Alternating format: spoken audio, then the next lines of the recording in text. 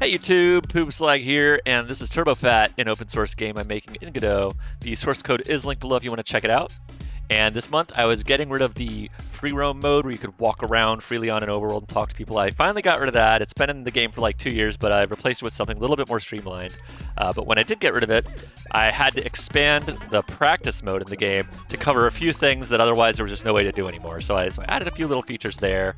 And then I had a little extra time at the end of the month to add a few more fun little bells and whistles that I can't wait to show off. So let me show you what I did. So the main reason I wanted to redesign this practice menu was that in the old menu, it just had these 5 buttons for picking the 5 training modes, like marathon and sprint or whatever. But I wanted you to be able to practice all like 100 or 200 or however many levels in the game.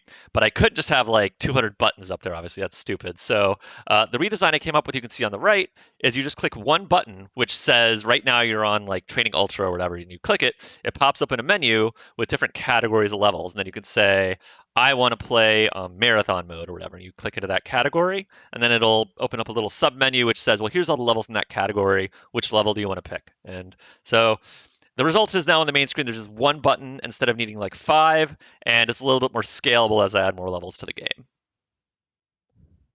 So one sort of functional change that came along with this is you used to be able to pick when you said I want to play like sprint mode, you could say do you want to do it for 2.5 minutes or 3 minutes, but now you can actually pick, do I want to play this at like the slowest speed where it just sort of hovers at the top, or do I want to play where the pieces are falling at instant gravity and locking in like a quarter of a second? And usually that'll just make the game harder, but if you're ridiculously good at the game, it does let you lock the pieces in faster and set like a faster score, a higher score, faster records. So it's a little bit of an incentive, I guess, if you're better than I am at the game and able to play at those speeds, you can set better records now by picking a higher piece speed.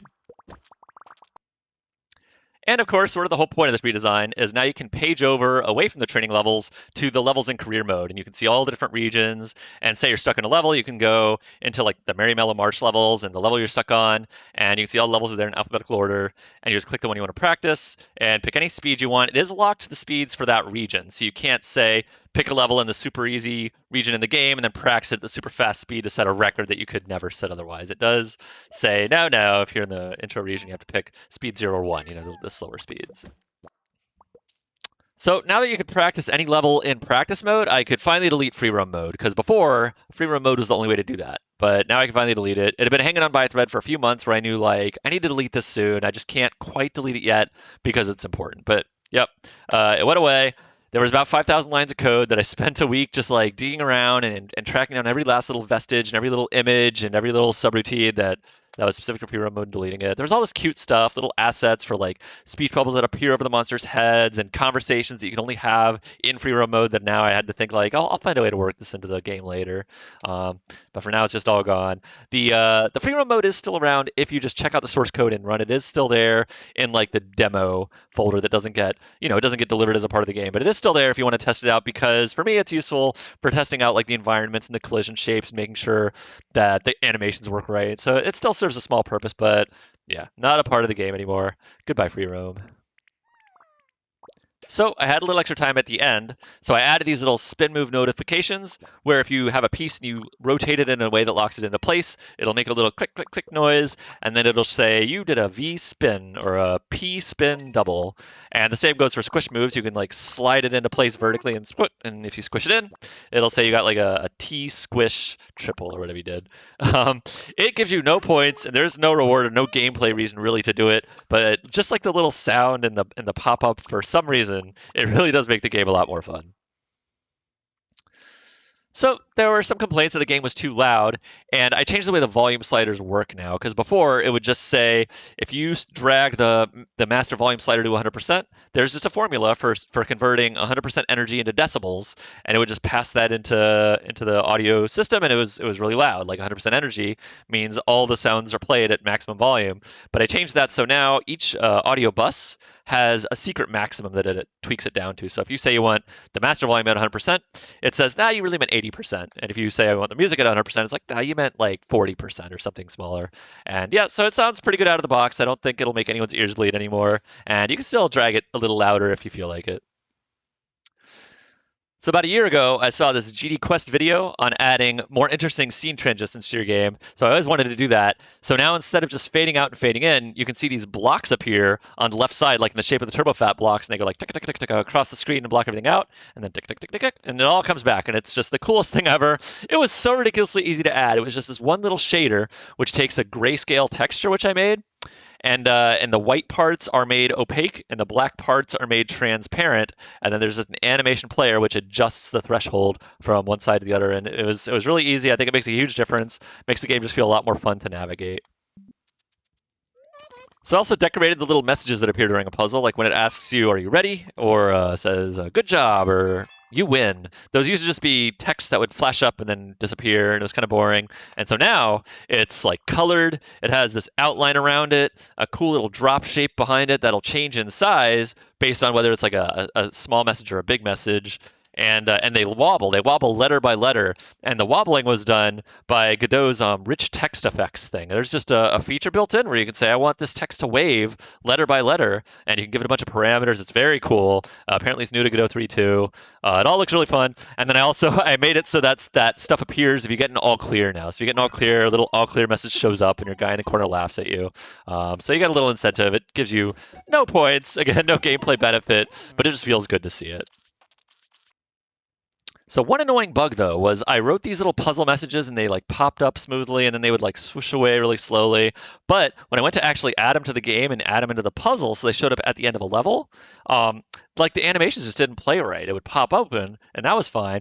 But then instead of like slowly sliding away, it would be really jerky and just like the animation wasn't playing right. I was like, what the heck is going on? And the problem was, though, in diagnosing this, that like the end of a level is a ton of things happen. Like there's all these different animations playing and sound effects going off and like lines clearing and tile maps being updated. I was like, any of these things could, I guess, be like having somewhat like a yield statement, or I didn't know what was causing it. So I came up with a really clever fix, though, which is the first thing is I unhooked like literally every trigger that happened at the end of a level. I said, like, don't do anything, just play this message. And I verified now the message is smooth. So one of these like 30 triggers is slowing stuff down and breaking it. And then I used a Git. I added these separate triggers as like separate commits. So I had like 30 commits, one after the other, all saying like, well, just reintroduce this one audio trigger, just reintroduce this one customer laughing trigger. And I added them all one at a time with 30 commits. And then I used git bisect. And what git bisect will do, if you're not familiar with Git, is you tell it, here's a revision that's fine, and here's a revision that's bad. Tell me where in the middle it broke. And it'll just ask you, it'll say, like, well, how about this one? Is this okay? Is this okay? Is this okay? And using that, basically, instead of digging into all these 30 things one at a time, git bisect just narrowed it down for me. I was like, well, here's the problem. It's this one. And what it was the code for writing your save data to disk. Because when you finish a level, it wants to save your high score. And saving your high score involves writing this like 400 kilobyte file with all your save stuff into JSON and then to disk. And that was slowing it down. So I ended up changing the code so that now that happens during a scene transition. That doesn't save your data until you go to like, go back to the main screen or whatever, and then it saves it. And I might need to think of a better way to do that because that might be like annoying if you got like a high score and then quit the game and it didn't save it. I'll think about it. But for now, yeah, the problem's gone. The animation looks good, and I solved it much quicker. Like I can't imagine digging into all that code. I could have been doing it for like hours and hours.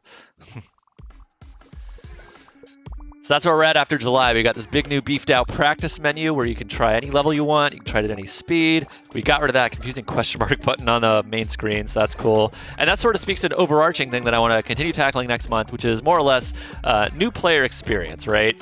I want someone who first downloads the game and just doesn't know what's going on to have a bit more guidance. Instead of finishing the tutorial just being dumped out to a main menu with like 6 buttons and not knowing what to do, I want to just slightly be like, hey, try this next. See how far you can get. Try this. Maybe you can beat a high score or whatever.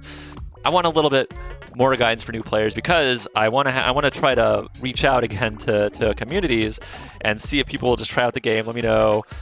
Is it too hard? Is it too easy? Which parts are confusing? Do they not understand? Do they hate this? Do they really want a line piece? Well, you're not getting it, but you can ask, So I want to get more feedback. Anyways, speaking of feedback, if you want to try out the game, it is still free on itch.io, free on GitHub. Just go download it and try it, or just play it in your browser. It's a browser game too. We do have a Discord community if you want to learn more about the game or give us, let us know what you think so far. Otherwise, I'll just see you guys next month. Thanks so much for watching, and I guess that's all I got. See you guys in a month.